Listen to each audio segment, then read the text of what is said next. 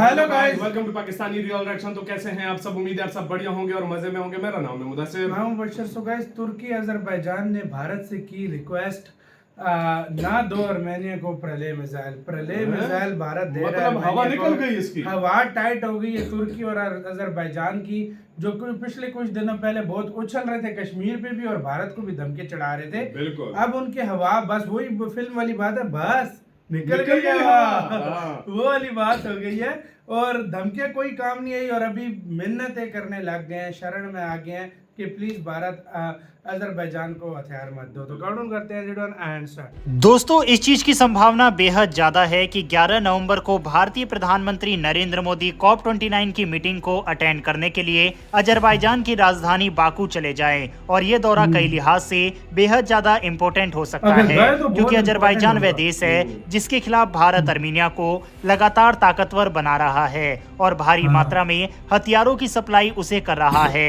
लेकिन इसी बीच खबर निकलकर सामने आ रही है कि भारत और आर्मीनिया के बीच एक और मेगा डील साइन होने जा रही है और इस डील को लेकर बाकायदा अजरबैजान के साथ साथ तुर्की की तरफ से भी विरोध जताया गया है, क्योंकि यह हथियार आर्मीनिया की ताकत को न सिर्फ कई गुना ज्यादा बढ़ा देगा बल्कि इस पूरे युद्ध में एक गेम चेंजर की भूमिका निभा सकता है। भारत, आर्मीनिया, अजरबैजान और तुर्की से रिलेटेड इस खबर के बारे में इस वीडियो में डिटेल में हम बात करेंगे, इसीलिए वीडियो को अंत तक जरूर देखिएगा। साथ ही अगर आपको डिफेंस और फॉरेन पॉलिसी से जुड़ी वीडियोस पसंद है तो नीचे दिए गए सब्सक्राइब बटन को प्रेस कर बेल आइकन को दबा ले, जिससे हमारी डेली ऐसी वीडियो आप तक सबसे पहले पहुंच सके। तो चलिए शुरू करते हैं इस वीडियो को। सबसे पहले आप अपनी स्क्रीन पर आर्टिकल देख सकते हैं जिसमें लिखा हुआ है, Armenia could be first country to acquire India's homemade Pralay quasi ballistic missile, यानी कि आर्मीनिया वह पहला देश बन सकता है जो भारत की प्रलय बैलिस्टिक मिसाइल को अपनी सेना में शामिल करे। चलिए समझते हैं कि आखिर क्यों आर्मीनिया को इस मिसाइल को खरीदने की जरूरत पड़ रही है। तो इसके पीछे जो मेजर कारण है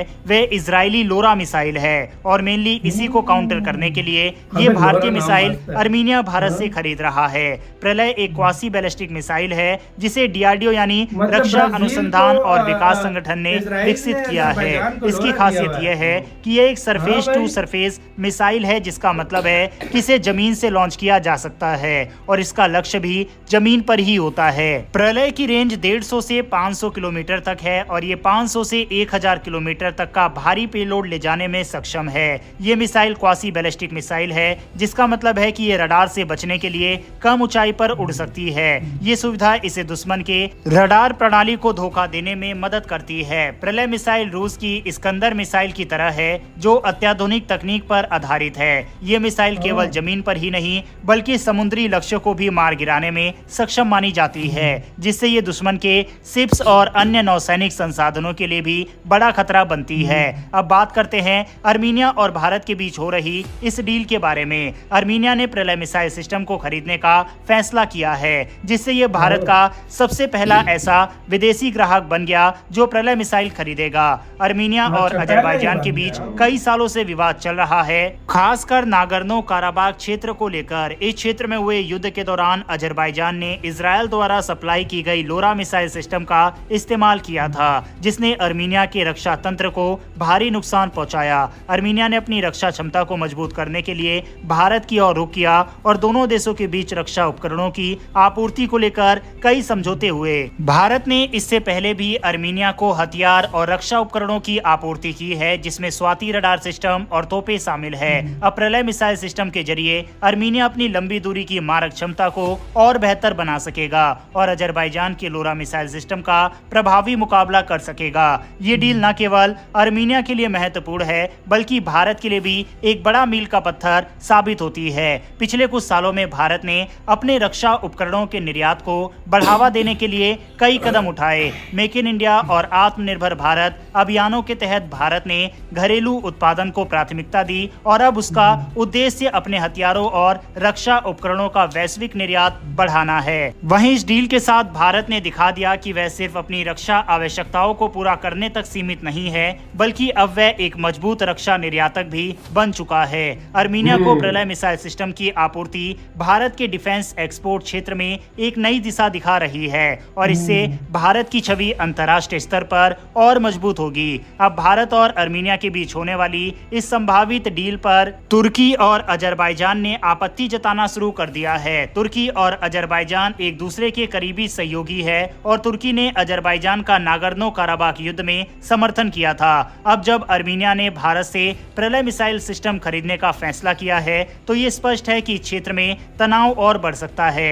हालांकि भारत ने साफ कर दिया है कि वह सिर्फ डिफेंस एक्सपोर्ट कर रहा है और किसी भी देश के खिलाफ आक्रामकता का समर्थन नहीं करता। भारत की ओर से ये भी कहा गया है कि वह मिसाइल टेक्नोलॉजी कंट्रोल रिजीम यानी MTCR की गाइडलाइन का पूरी तरह से पालन कर रहा है। MTCR के तहत मिसाइलों की रेंज और पेलोड पर सीमाएं लगाई गई है ताकि उनके उपयोग को नियंत्रण में रखा जा सके। हालांकि प्रलय मिसाइल की घातक क्षमताओं को देखते हुए अजरबैजान की तरफ से लगातार भारत को मना किया जा रहा है कि इस मिसाइल को भारत अर्मीनिया को सप्लाई न करे। इससे पहले भी अजरबैजान के राष्ट्रपति की ओर से भारत और फ्रांस को ये धमकी दी गई है कि ये देश भारी मात्रा में अर्मीनिया को हथियार देकर हमारे खिलाफ उसे भड़काने का काम कर रहे हैं। ऐसे में अब ये देखना इंटरेस्टिंग होगा कि एक तरफ तो भारत अर्मीनिया को प्रलय जैसी बैलिस्टिक मिसाइल दे रहा है तो दूसरी तरफ COP29 की मीटिंग के लिए जब भारतीय प्रधानमंत्री अजरबैजान जाएंगे तो उस दौरान किस तरह से विरोध करता है अजरबैजान। वैसे क्या भारतीय प्रधानमंत्री नरेंद्र मोदी को COP29 की मीटिंग के लिए अजरबैजान जाना चाहिए या फिर नहीं, इस पर अपनी राय कमेंट बॉक्स में लिखकर बताइएगा।